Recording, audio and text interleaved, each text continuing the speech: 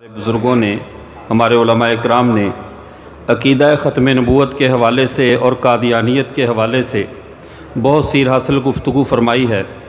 میں انشاءاللہ آج کی نشست میں قادیانیت کے ان سہولت کاروں کے حوالے سے گفتگو کروں گا جو کبھی مرزا محمد علی جہلمی اور کبھی جاوید احمد غامدی کی شکل میں قادیانیت کے لیے ہمیشہ آسان راہیں پیدا کرتے ہیں۔ معزز سامعین، قادیانیت کا فتنہ یہ کیسے بنا، اس کا پس منظر کیا ہے، پیش منظر کیا ہے اور تہ منظر کیا ہے، اگر ہم اس بات کو تھوڑا سا جاننا چاہیں، صلیبی جنگوں میں جب عیسائیوں نے مسلمانوں سے مسلسل شکست کھائی اور آخری جنگ جو عکا کے مقام پر ظاہر الدین بیربس کے ساتھ ان کی ہوئی، اس جنگ کے بعد ان عیسائیوں کے سب سے بڑے جو علماء اور جنہیں مستشرقین کہا جاتا تھا، اور مستشرقین کہنے کی وجہ بھی یہی تھی کہ اسلامی سلطنتیں زیادہ تر مشرقی ممالک میں رہیں اور یورپ کے اندر اسلامی سلطنت نہ بنی، اس بنیاد پر یہاں کے علوم اور یہاں کی اسلامی قوت کو وہ مشرق کے ساتھ تعبیر کرتے تھے۔ تو ان کے علماء اور ان کے مستشرقین نے ایک فیصلہ کیا اور مل کر انہوں نے ایک معاملے پہ مشورہ کیا۔ ان کا اس دور کا سب سے بڑا مستشرق جو کہ ایک عیسائی عالم تھا، اس نے اپنی تمام مسیحی برادری کو ایک مشورہ دیا 1600 عیسوی میں۔ اس نے کہا اس وقت ہمارے لیے سب سے بڑا جو مسئلہ ہے وہ اس وقت کی تاتاری قوت ہے، اور اگر عیسائی بنا لیں اور بنا کر ان کو مسلمانوں کے مد مقابل لے آئیں تو ہم مسلمانوں کو ختم کر سکتے ہیں، لیکن اگر ایسا ہوا کہ یہ تاتاری مسلمان ہو گئے تو پھر عیسائیت کے لیے بہت زیادہ خطرات پیدا ہو جائیں گے۔ اللہ کا کرنا ایسا ہوا کہ وہ تاتاری مسلمان ہوئے، اسلام کا بازوئے شمشیر زن بنے، اور ان لوگوں نے آگے بڑھ کر بعد میں خلافت عثمانیہ کی بنیاد رکھی۔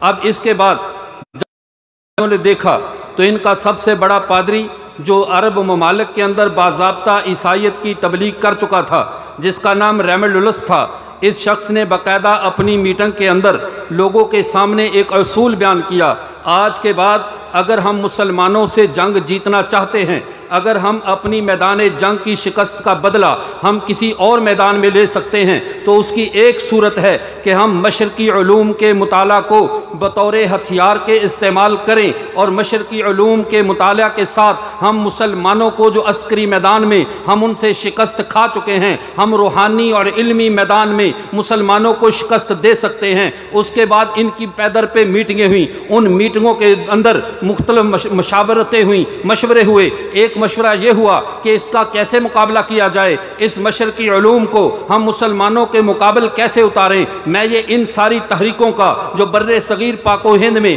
اسلام دشمنی کے اندر برپا ہوئی ہیں، ان کا میں پس منظر آپ کے سامنے رکھنا چاہتا ہوں۔ جب اس ریملڈولس نے ان کے سامنے یہ بات کی اور کہا، اس کا میں وجہ یہ بتاتا ہوں کہ جیسے عیسائیت ہے، عیسائیت کی کنسٹرکشن کو ہم نے ریکنسٹرکشن کے مراحل سے گزارا ہے، تعمیر نو اور نئی تحقیق کے نام پہ ہم نے عیسائیت کو نیست و نابود کیا ہے، ان کی روایات کو تختہ مشق بنایا ہے۔ اب ایک ہی صورت ہے، اسلام کا جو علمی خزانہ ہے، مسلمانوں کی جو احادیث ہیں، ان کے فقہا کی جو محنتیں ہیں، ان کے صوفیاء اکرام کا جو کام ہے، ہم اس سب کو مشکوک بنا دیں، ان کی سند پہ بحث کریں، ان کے ہم جو عقلیات پہ بحث کریں، ان کے اندر ہم ایسے ایسے سوالات اٹھائیں، ایسی عقلی مباحث پیدا کریں کہ مسلمانوں کا علمی ماخذ مشکوک ہو کر رہ جائے۔ اس کے لیے بہت سے سکول کیمپ کیے گئے، انہی سکولوں میں جو دوسرا شخص میدان میں آتا ہے، اس ریملڈولس کے قتل کے بعد جسے ایک عیسائی پادری نے قتل کروا دیا، دوسرا شخص بیکن آتا ہے جس کے نام پہ بر صغیر پاک و ہند میں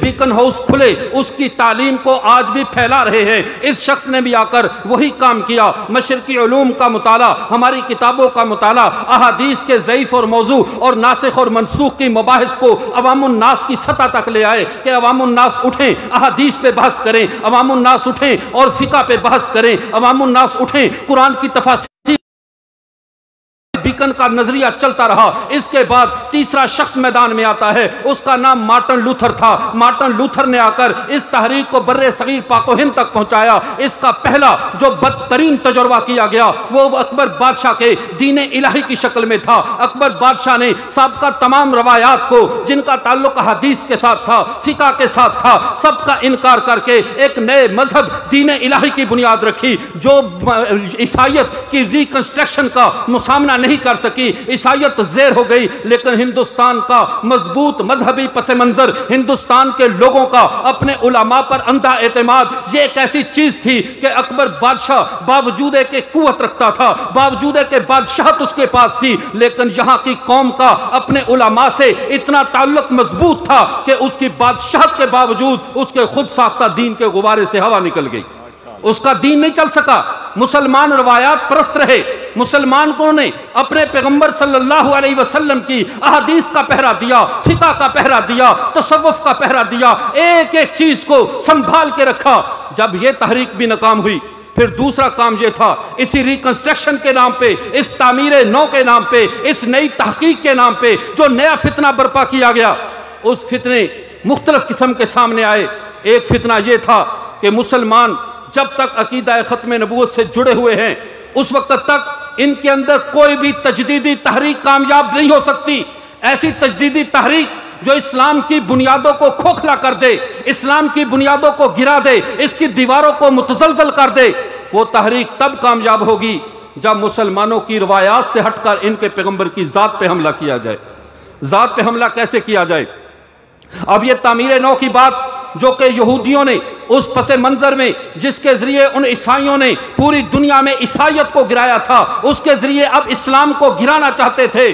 بشیر اور ازالہ اوہام مرزا غلام محمد قادیانی کی کتاب جو کہ روحانی خزائن کی تیسری جلد ہے، اس کے مقدمے میں جلال الدین شمس خود سے کہتا ہے، اسی ریکنسٹرکشن اپنے مستشرق ہونے کا اقرار کرتے ہوئے، ان فری میسن یہودیوں کا ایجنٹ ہونے کا اقرار کرتے ہوئے کہتا ہے کہ آج یورپ کے اندر یہ فضا عام بنتی جا رہی ہے۔ اس وقت جاؤ ہندوستان میں دیکھو، وہاں کا عیسائی ہندوستان میں آ رہا ہے، وہاں کا یہودی ہندوستان میں آ رہا ہے، کون سا تماشا ادھر لگا ہے، کون سا ادھر کھیل ہو رہا ہے جسے وہ دیکھنے کے لیے آ رہا ہے۔ کہہ رہا ہے وہ اس لیے یہاں پر آ رہے ہیں کہ یہاں پر گرو نانک کے مقابل، یہاں پہ ہندوؤں کے تری مورتی کے مقابل ایک ایسی شخصیت موجود ہے جو اپنے مذہب کو تعمیر نو کا لبادہ اڑا رہی ہے، اور وہ شخصیت محمد عربی معاذ اللہ ان کے برابر ہے جو مرزا غلام محمد قادیانی ہے۔ یہ وہ مستشرق ایجنٹ تھا جس نے تعمیر نو کے نام پہ اسلام کی بنیادوں کو کھوکھلا کرنا چاہا تھا اور حملہ کیا ختم نبوت پہ۔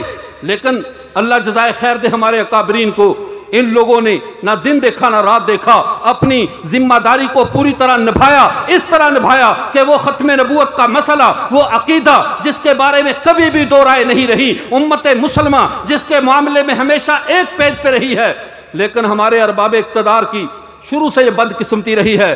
ان کے دل تانبے کے اور دماغ پتھر کے ہوتے ہیں، انہیں سمجھانے کے لیے ہمارے اکابر کو 74 سال لگے۔ 74 سالوں میں بہرحال بات منوائی اور ان لوگوں نے مانی اور یہ فیصلہ ہوا۔ اس پہ تو سب حضرات نے گفتگو کی، لیکن جو میں اگلی بات کرنا چاہتا ہوں، اب قادیانیت نے جنگ کا اسلوب بدل دیا ہے۔ جو حضرات سوشل میڈیا سے وابستہ ہیں، جو دشمن کی چالوں پہ نظر رکھتے ہیں، یاد رکھیے ہم جس موضوع پہ آ کر ہر سال کہتے ہیں ہم ختم نبوت کے موضوع پہ حاضری لگوانے آئے ہیں، افسوس کہ جہاں پہ ہماری زندگیاں لگنی چاہیے تھیں ہم حاضری لگوا کے خود کو بری ذمہ سمجھنے لگ گئے۔ یہ میں عرض اس لیے کر رہا ہوں، قادیانی اس وقت جب تک قانون جرم سے 2 قدم آگے نہیں ہوگا، جب تک محافظ ختم نبوت کا زیادہ باخبر نہیں ہوگا، ان کے 2 ہاتھ ان سے آگے نہیں رہے گا، قادیانیت کے فتنے کو نکیل نہیں ڈالی جا سکتی۔ قادیانیت نے نیا کام کیا کیا ہے؟ اب قادیانی نہیں کر رہے، اب قادیانی ہمیں مسلمان نہیں رہنے دیتے، بس وہ یہی کام کر رہے ہیں۔ اس کا طریقہ کار کیا ہے؟ ان کا طریقہ واردات کیا ہے؟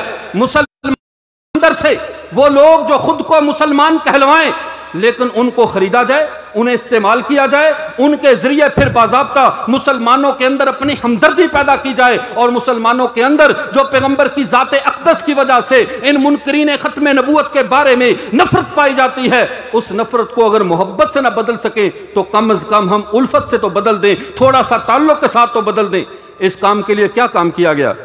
اب ایسے سکالر جن کا وجود خارجی زمین پہ نظر نہیں آتا، ہوائی مخلوق کی طرح سوشل میڈیا پہ یوٹیوب چینل بنائے، بند کمروں میں بیٹھ کر بیان ریکارڈ کروا کے کہتے ہیں قادیانیوں سے سماجی تعلقات کیسے ختم کیے جا سکتے ہیں، یہ تعلقات تو رکھے جاتے ہیں۔ مرزا محمد علی جہلمی اٹھتا ہے، کہتا ہے قادیانیوں کے ساتھ لین دین جائز ہے، جب یہودیوں اور عیسائیوں سے ہو سکتا ہے تو قادیانیوں سے کیوں نہیں ہو سکتا؟ یہ سوال عوام الناس کے ذہنوں کے قریب ہے، لوگ متاثر ہو جاتے ہیں، یہ نہیں سمجھتے کہ یہودی اور عیسائی بے شک جھوٹے ہیں، بے شک وہ بے دین ہیں، لیکن وہ جن نبیوں کے ماننے والے ہیں وہ نبی تو اللہ کے سچے نبی ہیں، ان نبیوں کو تو ہم بھی مانتے ہیں، وہ نبی سچے ہیں، ان کی امتیں جھوٹی ہیں۔ قادیانیت وہ قوم ہے جن کی امت بھی جھوٹی ہے، نبی بھی جھوٹا ہے، کیا ان کا کفر عیسائیوں کے برابر ہو گیا؟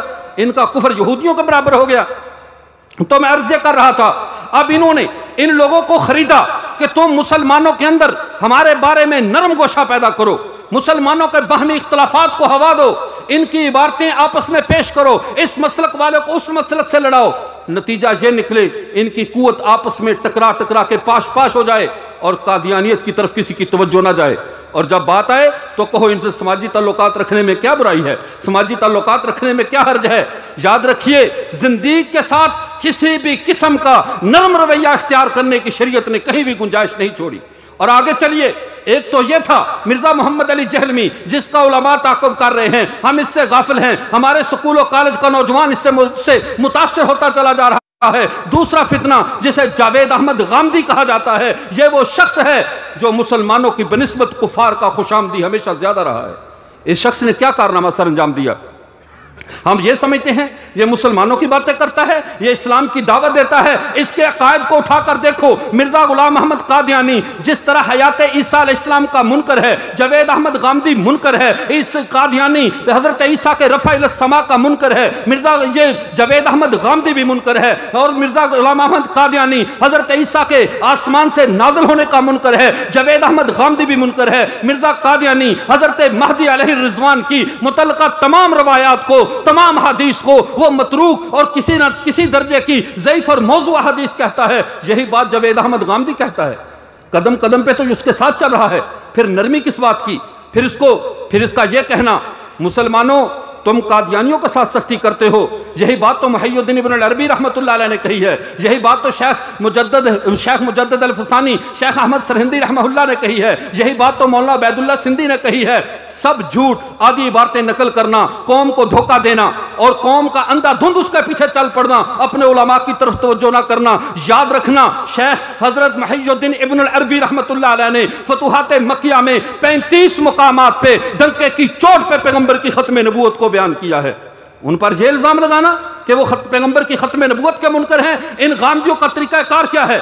اگر ایک ایسا پوائنٹ بنایا جائے، جیسی چھتری قائم کی جائے جس میں ہمارے جو مقدس بزرگ ہیں جن پر ہمیں اعتماد ہے ان کی عبارتیں ڈھونڈ کر لائی جائیں اور اس کے نیچے مرزا قادیانی کو چھپا دیا جائے، اس چھتری کے نیچے چھپا دیا جائے، اگر قادیانی کے بارے میں بات کرتے ہو تو یہ بات تو تمہارے بزرگوں میں بھی ہے۔ حاشا وکلا، ہمارے بزرگ قطعاً عقیدہ ختم نبوت کے بارے میں کسی بھی دوسری رائے کا شکار نہیں تھے، یہ قادیانیت کے سہولت کار ہیں جو قادیانیت کے بارے میں ان کو تحفظ دینے کے لیے ہمیں اپنے اکابرین سے بدگمان کر رہے ہیں۔ دوسری بات سمجھ لیجئے، ان کی محنت کا میدان کیا ہے، یہ لوگ کس جگہ پہ کام کرتے ہیں؟ بہت علمیت سے یہ بات کہہ رہا ہوں، بات کیا ہے؟ ہماری محنت کا، ہمارے جلسوں کا زیادہ تر ہدف ان لوگوں میں ہے جن لوگوں کے قریب سے بھی قادیانی نہیں گزرتا، اور جو سکول و کالج اور یونیورسٹیاں اور وہ ادارے جن کے اندر ہم قصدن نہیں گئے، ہم نے وہاں داخلوں کو مکروہ سمجھا، ہم نے اس طبقے میں کام کرنا مناسب نہ سمجھا۔ آج مولانا عبید اللہ سندھی رحمہ اللہ کی وہ بات یاد آ رہی ہے، جب وہ سینٹرل ایشیائی ریاستوں کا دورہ کر کے واپس آئے، حضرت نے فرمایا خدا کے لیے جو انگریز کی فوج میں بھرتی ہونے کے حرام ہونے کا فتویٰ دیا ہے اسے واپس لے لو، میں دیکھ رہا ہوں آنے والے دور میں یہ فوجیں ملک چلائیں گی، اگر تمہارے بندے فوجوں میں نہ ہوئے تم پٹ کر رہ جاؤ گے۔ کیا آج یہ بدترین تجربہ پوری امت مسلمہ کر رہی ہے یا نہیں کر رہی؟ آج وہی بات ہمارے طالب علم جو ذہین ہوتے ہیں، قابل ہوتے ہیں، مدرسے سے فارغ ہوئے، HEC کی سند لی، ساتھ ہی پرائیویٹ MPhil بھی کر لیا، PhD بھی کر لی، بظاہر تو تمہارے ہاتھ میں جو ڈگری آئی ہے یہ تمہاری شخصی ڈگری ہے، یہ تمہیں نوکری دلا دے گی، تمہیں منصب پہ لے آئے گی، لیکن اگر تم اس نظام میں رہ کر پڑھتے، مدرسے سے فارغ ہو کر اس سلسلے میں جاتے جس میں تمہارے دوست وہ لوگ بنتے جن کی قادیانیوں سے دوستیاں تھیں، تمہارا اٹھنا بیٹھنا ان کے ساتھ ہوتا جن کا قادیانیوں کے ساتھ تھا، تو ہزاروں لوگوں کے عقیدے محفوظ ہو جاتے۔ ہم نے باہر سے بیٹھ کے سند لے لی، باہر سے بیٹھ کر نوکری کی راہ ہموار کر لی، لیکن جو اسکول و کالج میں زہر گھولا جا رہا ہے، وہاں پہ جو زہر پھیلایا جا رہا ہے، ہم نے اس کا تصور نہیں کیا۔ اور دوسری بات، یہ زہر جو غامدیت کے آڑ میں، جو مرزا محمد علی جہلمی کی آڑ میں قادیانیت امت مسلمہ کے نوجوانوں کے ذہنوں میں ڈال رہی ہے، اس زہر میں مجرم ہم بھی ہیں۔ کل تک کعبے کو جو محافظ ملا کرتے تھے وہ صنم خانے سے ملا کرتے تھے، صنم خانوں کی تعمیر کے لیے پتھر ہماری خانقاہوں، ہمارے مدرسوں، ہمارے اداروں سے اٹھائے جا رہے ہیں۔ غامدی کو پیچھے چلنے والے کون لوگ ہیں؟ کیا مرزا جیلوی کے پیچھے چلنے والے کون لوگ ہیں؟ یہ وہی ہیں جو ہمارے چراغ کے نیچے اندھیرے کی شکل میں رہے، ہمارے بڑے بڑے، یہ ایک طریقہ واردات ہے قادیانیوں کا۔ وہ کبھی بھی عام لوگ ہمیں کیا کہیں گے؟ ہمارا تو پس منظر علمی نہیں ہے، ہم تو دیہاتی اور ذمہ داروں کی اور اسی طرح کے ان پڑھ لوگوں کی اولاد تھے۔ تبلیغی جماعت والوں کی برکت سے ہم مدرسوں میں آئے، آپ حضرات کی مہربانی، آپ نے ہمیں 2 حرف سکھائے اور پیغمبر صلی اللہ علیہ وسلم کی چوکیداری پہ بٹھا، اللہ اسی حالت میں ہمیں موت دے کہ ہم پیغمبر کے چوکیدار ہوں۔ لیکن میں ان حضرات سے پوچھتا ہوں جن کا نسل در نسل علمی تسلسل ہے، جن کے خاندان علمی شان رکھتے ہیں، جنہوں نے ختم نبوت پہ نسل در نسل خدمات کی ہیں، قادیانی اگر کسی ہمارے جیسے کو گمراہ کرے، معاذ اللہ نہ کرے ایسا ہو، اس کا حلقہ احباب محدود ہوگا۔ اور اگر کسی بڑے کا صاحبزادہ، بڑے کا تعلق والا اگر وہ پٹڑی سے اتر گیا تو ہزاروں لوگوں کے ایمان خراب ہو جائیں گے۔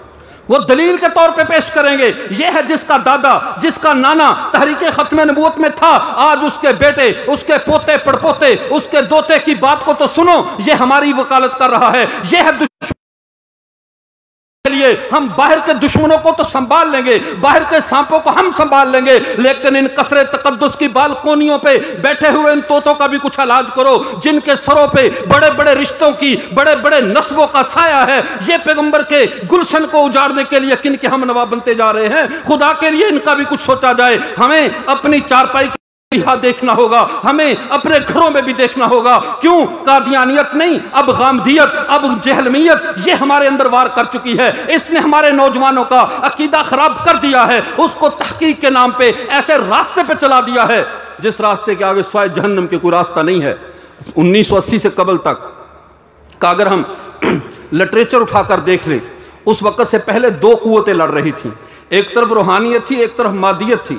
ایک طرف اگر ہمارے علماء محنت کرتے تھے، اللہ اللہ کرتے تھے، تو ادھر سے قادیانی یا بے دین دیتے تھے، باہر کی نوکریاں دیتے تھے۔ اب مادیت اور روحانیت کی جنگ نہیں رہی، اب ایمان اور شکوک و شبہات کی جنگ شروع ہو چکی ہے۔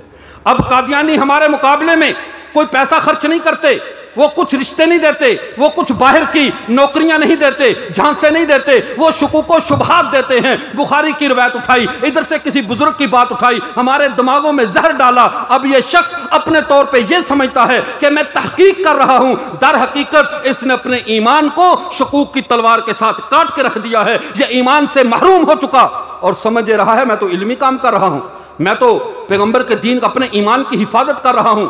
اب شکوک و شبہات سے بچنے کا ایک ہی راستہ ہے، اپنے ایمان کی حفاظت کی جائے اور ان بے ایمانوں کے شکوک و شبہات کا دروازہ اپنے دل میں نہ کھولا جائے۔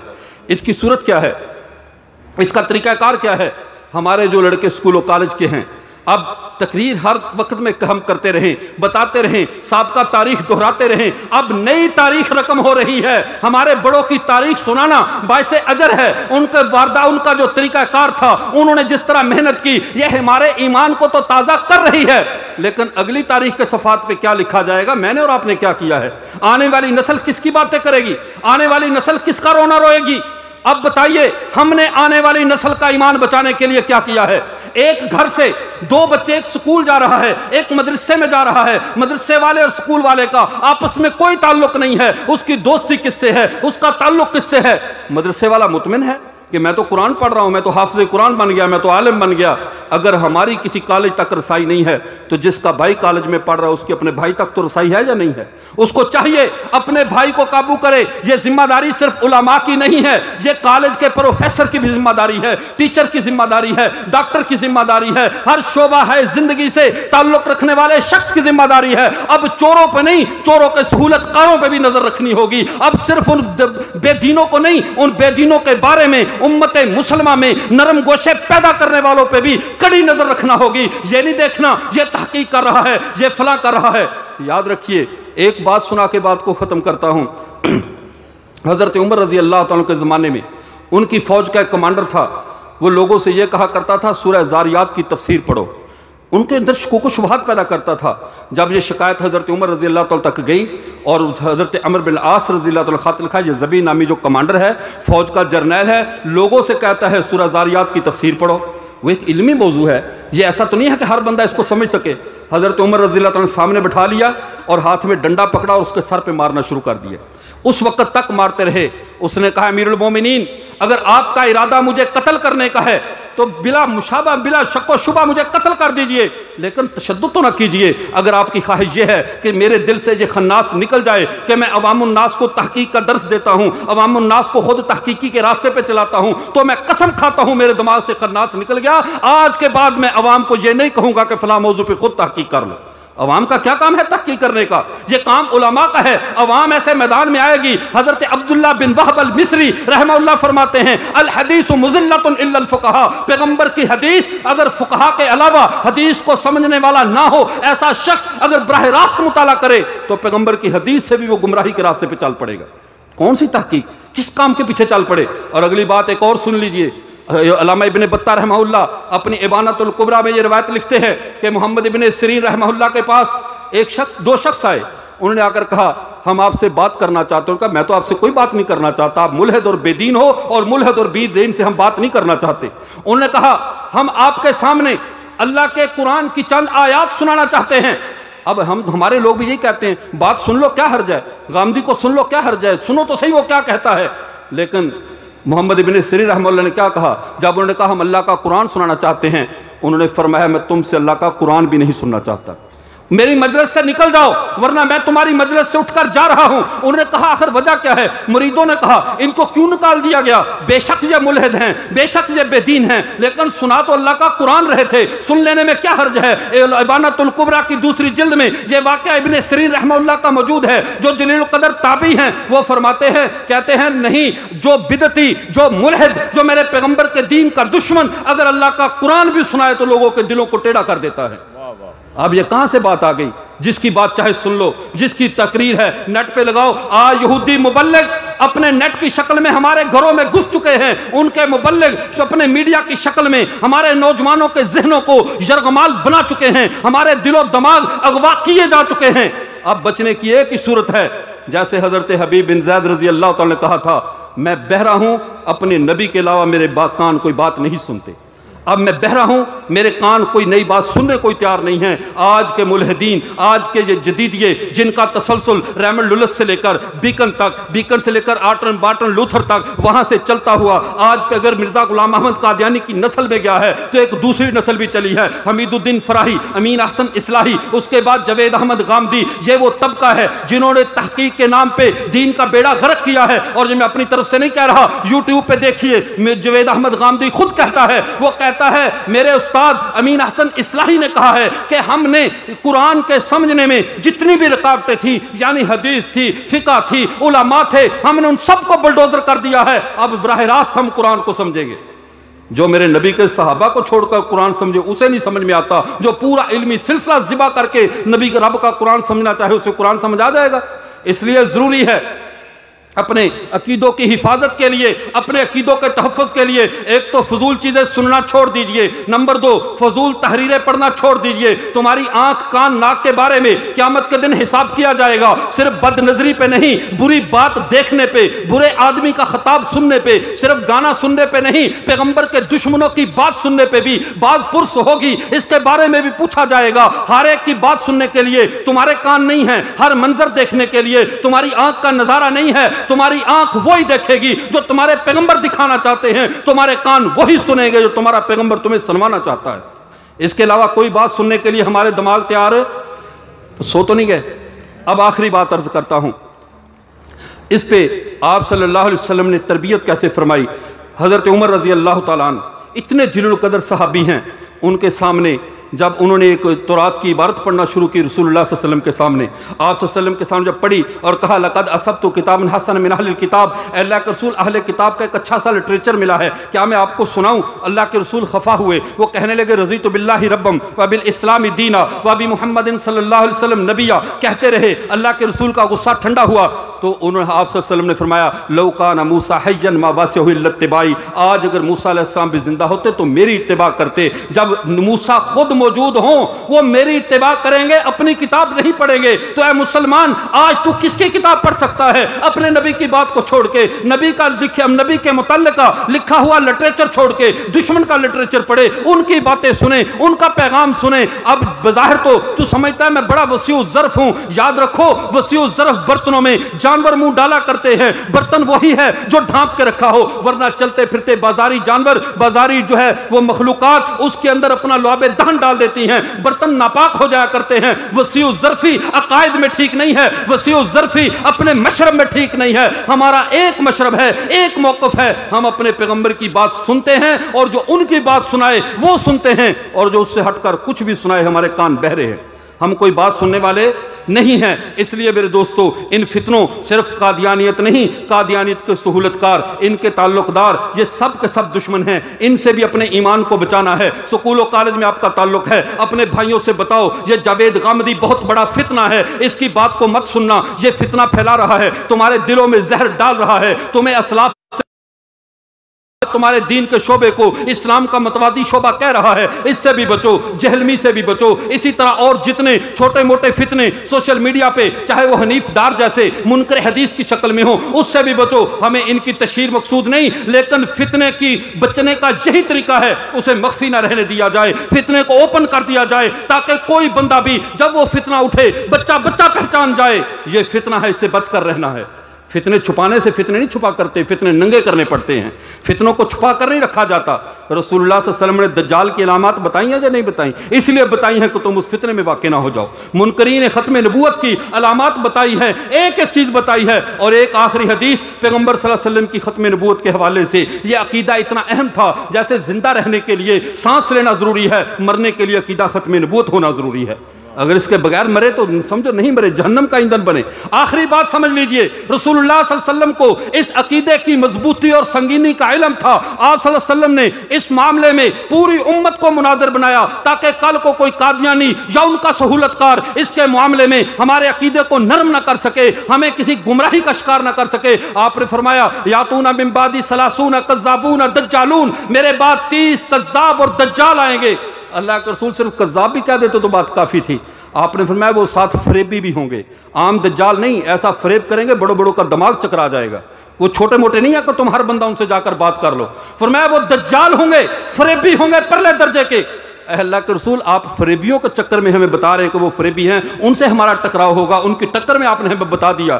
لیکن آپ نے تو اپنی امت کے بارے میں یہ کہا ہے نحن امت امیہ لا نکتب ولا نحسب، میری امت تو سیدھی سادھی ان پڑھ امت ہے، یہ زیادہ حساب کتاب نہیں جانتی۔ تو جب ہمارا مناظرہ، ہماری ٹکر اتنے بڑے قادیانی فریبی کے ساتھ ہوگی، دجال کے ساتھ ہوگی، تو یہ سیدھی سادھی ان پڑھ امت کیسے مقابلہ کر سکتی ہے؟ رسول اللہ صلی اللہ علیہ وسلم نے فیصلہ فرما دیا، فرمایا یاد رکھو انا خاتم النبیین لا نبی آبادی کلہم یزعم انہ نبی، ان میں سے ہر ایک کہے گا میں نبی ہوں، لیکن تم یہ بات جان لو میں آخری نبی ہوں، میرے بعد کوئی نبی۔ اب مجھے یہ بتائیے، ہم پوری تحقیق کر کے، پورا مطالعہ کر کے، پوری زندگی لگا کے کیا اس بات تک پہنچ سکتے ہیں جو بات ہمارے پیغمبر فرما گئے ہیں؟ ہماری تحقیقات غلط ہو سکتی ہیں، غلط ہوگی، لیکن ہمارے پیغمبر کی بات غلط ہے۔ جب میرے پیغمبر نے فرما دیا، اب ماننے کے لیے دلیل کی ضرورت ہوتی ہے، انکار کے لیے دلیل کی ضرورت نہیں ہوتی۔ جب ہم نے کسی نئے کو ماننا ہی نہیں ہے، ہمیں کوئی مطالعے کی ضرورت نہیں، ہمیں کسی تحقیق کی ضرورت نہیں، ہمیں کوئی دلیلیں مت دو، دلیل تو تب لیں جب ہم نے مان لینا ہو۔ جب ہمیں ہمارے پیغمبر نے کہہ دیا ہے میرے بعد کوئی نبی ہے ہی نہیں، تو اب ہمیں عبارتیں ابن عربی کی پیش نہ کرو، ہمیں کسی کی عبارت نہیں چاہیے، ہمیں ہمارے پیغمبر کا فرمان کافی ہے کہ میرے بعد کوئی نبی نہیں ہے۔ جب ان کے بعد کوئی نبی نہیں ہے تو ہمیں تحقیق کی ضرورت بھی نہیں ہے، ہم آنکھیں بند کر کے پیغمبر کو آخری نبی مانتے ہیں۔ وآخر دعوانا الحمدللہ رب العالمین۔